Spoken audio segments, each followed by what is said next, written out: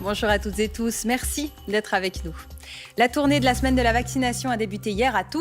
Ce matin, les équipes mobiles sont déjà arrivées à Lausanne pour l'étape de ce soir. L'Autriche fait un pas de plus. Elle exclut les personnes testées de son certificat, de quoi relancer le débat en Suisse. Le cyclisme féminin gagne du terrain. Après le Tour de France et le Tour de Suisse l'an passé, un premier tour de Romandie femmes verra le jour l'an prochain.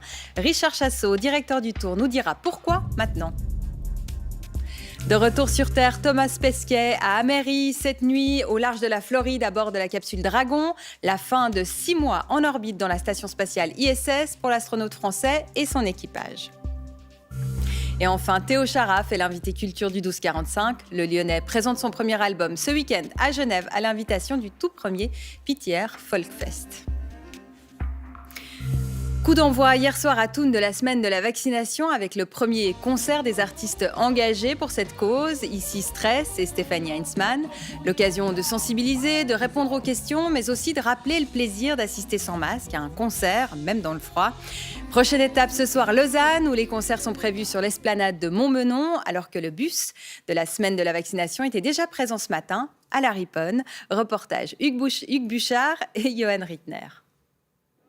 Installée ce matin au cœur de Lausanne, cette unité mobile incarne l'ultime effort du Conseil fédéral pour doper la couverture vaccinale de notre pays. De 10h à midi, 3 personnes ont finalement décidé de faire le pas, conscientes que l'étau se resserre. Je suis 49% contre et 51% pour le faire. Je suis encore jeune, j'ai envie de profiter de la vie comme avant. Le fait de pouvoir voyager librement, surtout aux États-Unis, les pays qui maintenant vont vraiment demander une vaccination. Même si le canton de Vaud fait partie des bons élèves et a déjà recouru à des moyens de vaccination mobile depuis le début de l'année, tous les moyens sont bons pour aller chercher les derniers réticents. Il y a des gens qui continuent encore à se poser des questions. Hier soir, une séance d'information avait lieu quelque part dans le canton avec des gens qui étaient présents, qui posaient des questions. À la fin, il y a eu une petite dizaine de vaccinations qui se sont faites à l'issue des informations qui ont été obtenues. Le bus de vaccination s'installera en fin d'après-midi sur l'esplanade de Montbenon, où Stress, Danitza et Sophie Unger, artistes mais surtout ambassadeurs de la vaccination, donneront un concert à partir de 19h.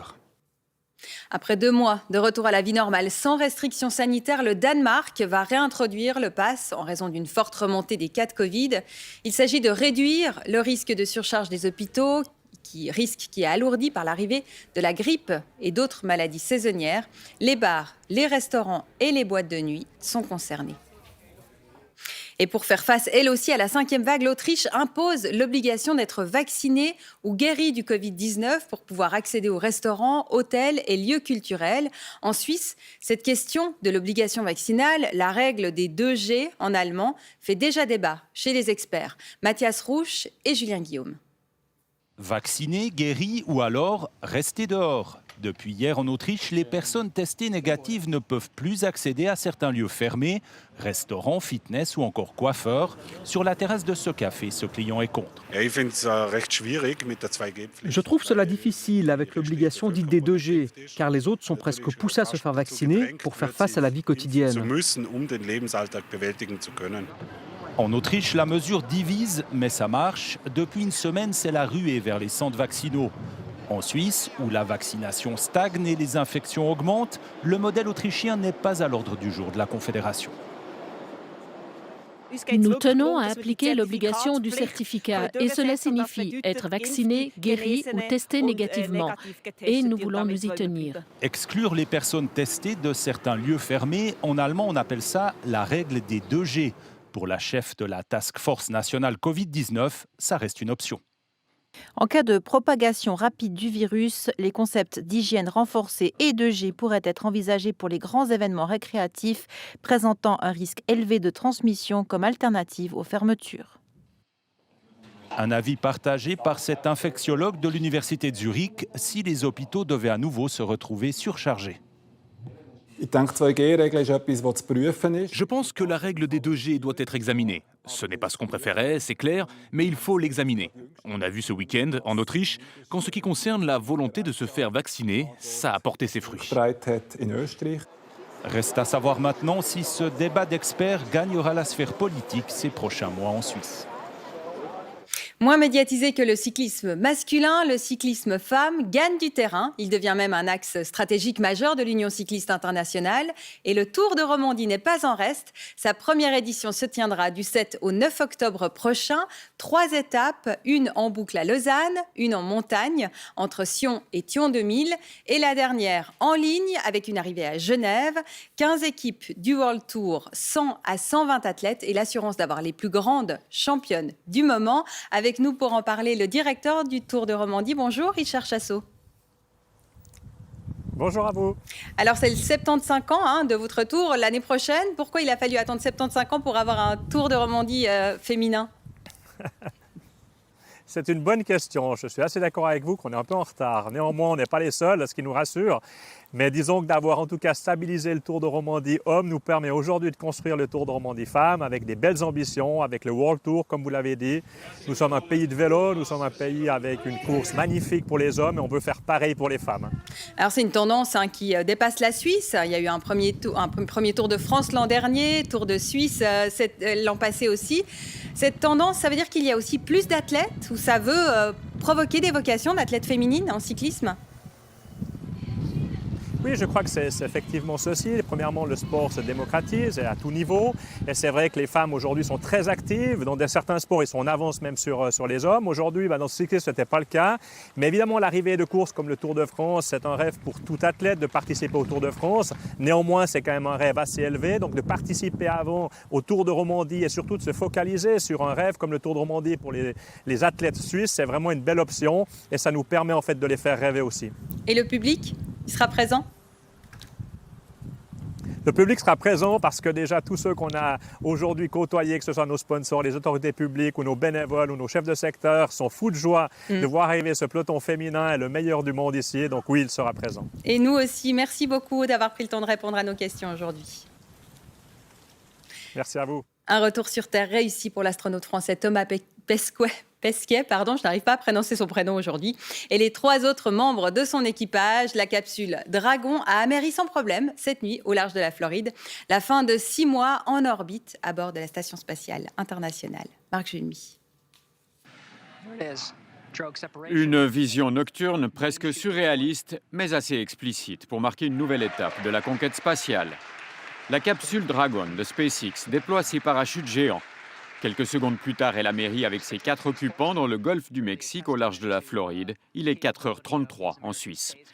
Une fois élitreillés sur le pont d'un bateau, les astronautes en sont extraits un par un. Le Français Thomas Pesquet en sort le dernier. Les brancards sont utilisés par simple mesure de précaution. En fait, la mission Crew 2 se conclut par un succès. Une mission conduite par une équipe internationale de 4 astronautes arrivés à bord de la station spatiale le 24 avril dernier.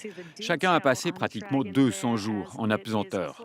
À l'heure de prendre congé, il y a 2 jours, des 3 derniers occupants de la station, il restait à prendre la mesure de l'événement. Je ne peux pas exprimer la gratitude que je ressens pour le travail effectué par ces gens autour du monde, qui permettent à quelques-uns de partir dans l'espace au bénéfice de tous. Crew 2 est la 2e mission régulière, assurée par SpaceX pour le compte de la NASA. L'entreprise d'Elon Musk a permis à l'agence spatiale de reprendre les vols depuis le sol américain, après l'arrêt des navettes spatiales, en 2011.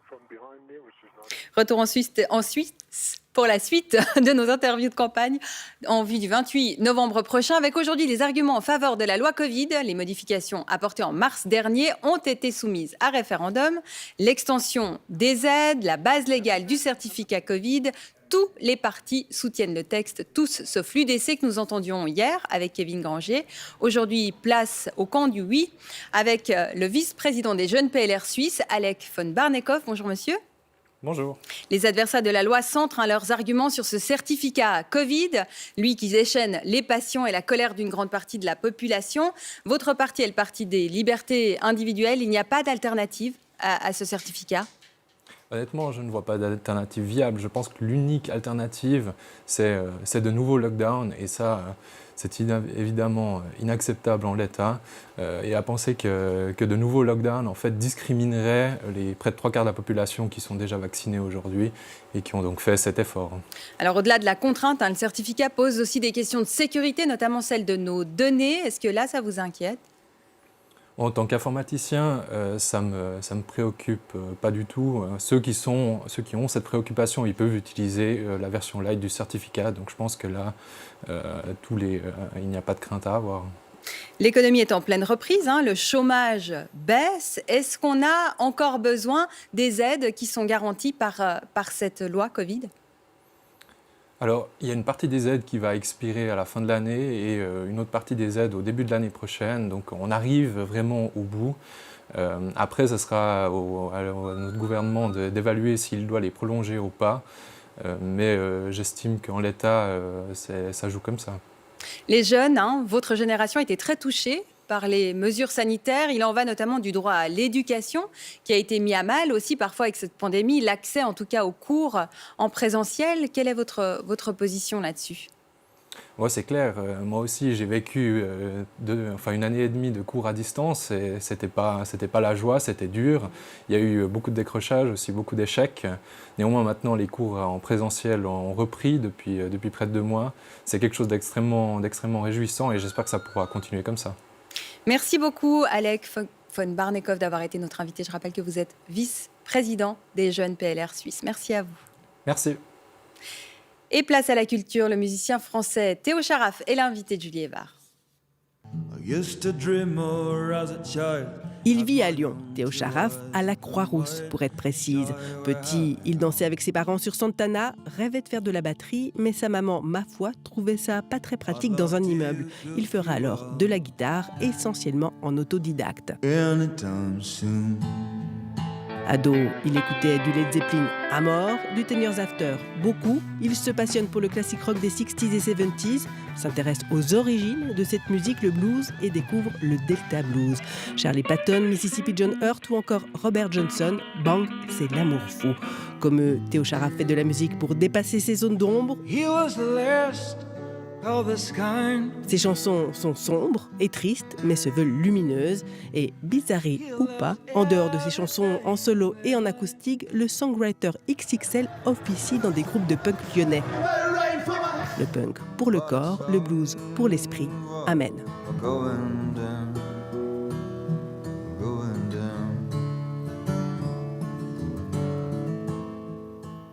Bonjour Théo Charaf, merci beaucoup d'être avec nous. Merci à vous. C'est vraiment, moi je dis que c'est une bizarrerie de faire du blues et du punk, mais c'est une bizarrerie selon vous ? Non, c'est pas antinomique une seconde, c'est très complémentaire en fait. Ah donc, ce que vous faites dans le blues peut influencer le punk et le punk peut influencer vos compositions blues ? Je pense bien, ouais, carrément. L'énergie de la rage et de la tristesse sont assez complémentaires, je pense. Et est-ce que vous composez de la même manière ? Ou dans vos groupes punk, vous composez aussi, ou bien vous allez... Oui, clairement, c'est aussi pour ça qu'on a des morceaux assez frontales et minimalistes qui durent très peu de temps, même en blues, de mon côté. Je les écris comme un morceau de punk, il faut que ça trace. Alors pourquoi cet album solo qui est sorti en janvier dernier, maintenant ? Ça fait un petit moment que vous faites vos projets solo. Eh bien, parce que j'avais pas eu l'occasion de sortir de ma chambre. J'ai été mis devant le fait accompli par un ami à moi qui s'appelle Jean-Luc Navette, que je salue bien, qui m'a programmé de force et qui m'a fait sortir de mon cocon. Mais ça veut dire que si vous a programmé, vous lui aviez fait écouter ? Oui. Donc en même temps, au fond de vous, vous aviez un petit peu envie que ça se découvre. Peut-être, je sais pas. En tout cas, je m'attendais pas à me retrouver ici. Je vous propose d'écouter encore un extrait, Vampire, et puis après on continue d'en parler. Avec plaisir.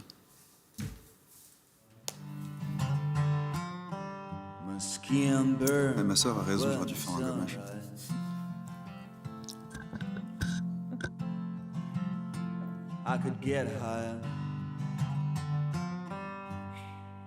Et donc, votre sœur avait raison, pourquoi ?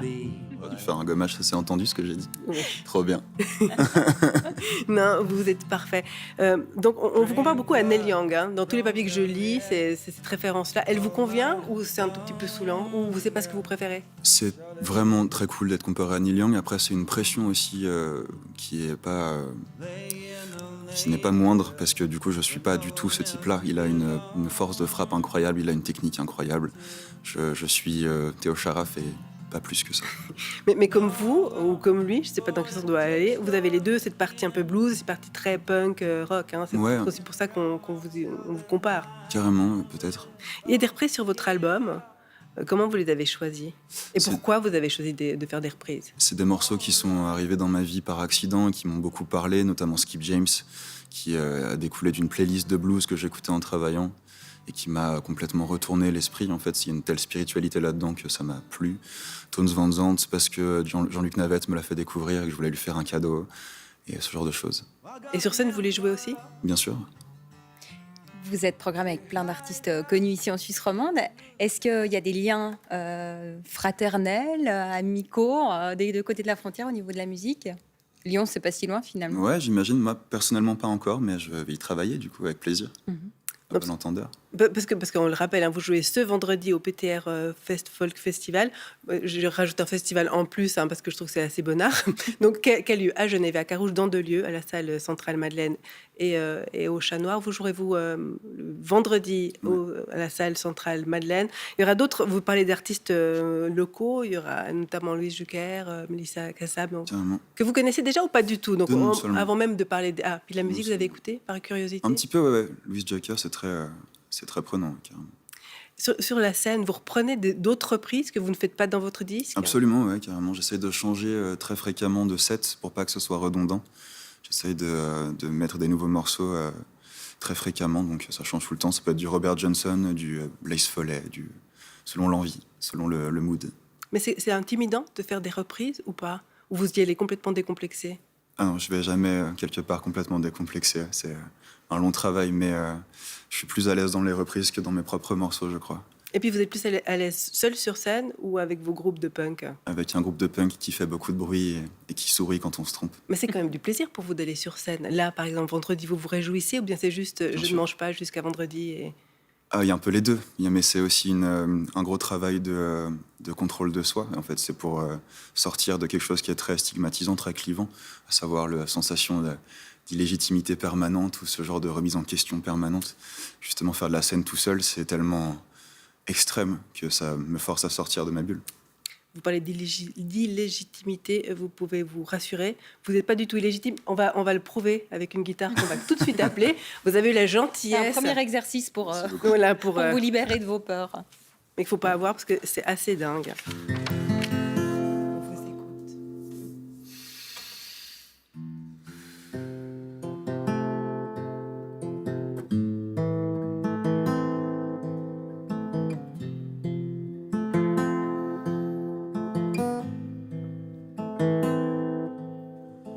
Used to dream more as a child, out of my own 2 eyes open wide. Joy, where have you gone?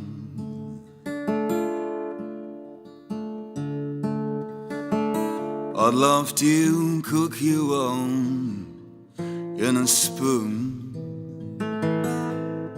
to mainline you when the time soon.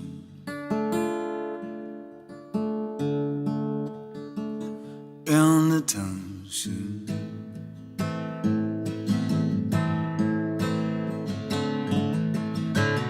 Could have taken some more time on the slide. Could have finally leared a stride.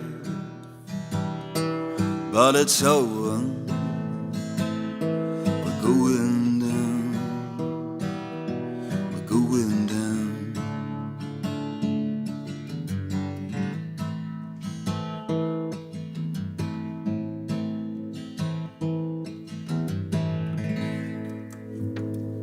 Merci infiniment, c'est magnifique. Théo Charaf, ouais, quelle belle voix. Hein. Donc, on le rappelle, vous jouerez ce vendredi 12 novembre au PTR Folk Fest, à la salle centrale Madeleine. Vous savez à quelle heure vous jouez? Parce qu'on va aller jusqu'au bout. Pas exactement, non.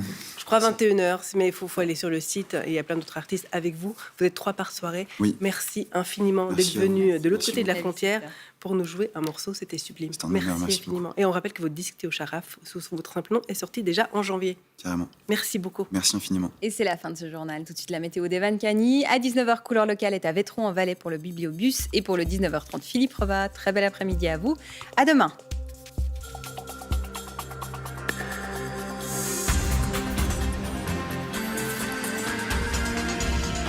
Suivez l'information en continu sur RTS Info.